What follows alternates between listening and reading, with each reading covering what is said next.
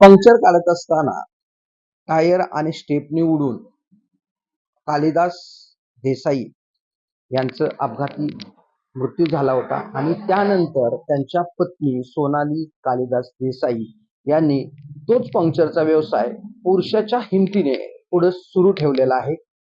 कराड कोळे या ठिकाणी हा टायर पंक्चर काढण्याचा व्यवसाय आहे. आपल्या सोबत आहेत सोनाली देसाई. त्यांना विचारूया हा व्यवसाय तुम्ही कसा सुरू केला आणि काय घटना घडली?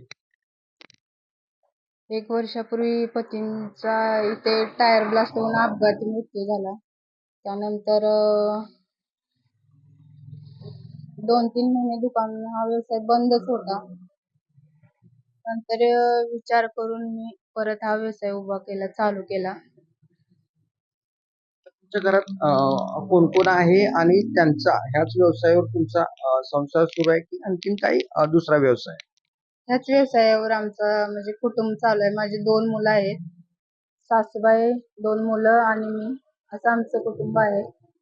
ह्या व्यवसायावरच आमचं म्हणजे घर चालू आहे आता. तुमच्या मिस्टरांच्या निधनानंतर तुम्ही ज्यावेळेला हा व्यवसाय सुरू केला त्यावेळेला तुम्हाला असं एक महिला आहे आणि मी हा व्यवसाय कसा करू किंवा काय करू असं काय प्रश्न पडले आणि कसा निर्णय घेतला तुम्हाला आणि तुम्हाला ह्या निर्णय घेताना सपोर्ट कोणाकोणाचा झाला? निर्णय घेताना फार कठीणच होतं. तरी धाडस केलं.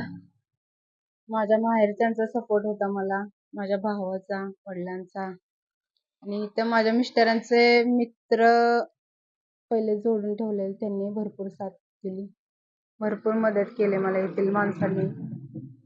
अवघड वाटत होतं पण त्यातून मी हे परत उभं केलंय. या व्यवसायात आता तुम्हाला अजून ह्याच्यात कोणाच्या शासनाकडून असेल किंवा महिला बचत गटाकडून एखाद्या संस्थेकडून काय मदतीची अपेक्षा आहे किंवा काय करायची आहे किंवा काय अपेक्षा आहे? शासनाकडून किंवा समाजाकडून काही आर्थिक मदत मिळाली तर मी या व्यवसायात अजून प्रगती करेन. शासन किंवा सामाजिक संस्थांच्याकडून काही आर्थिक मदत मिळाल्यास या व्यवसायात वाढ करण्याची इच्छा त्यांनी या ठिकाणी बोलून दाखवली आहे. दिनकर थोरात, TV9 मराठी, कराड.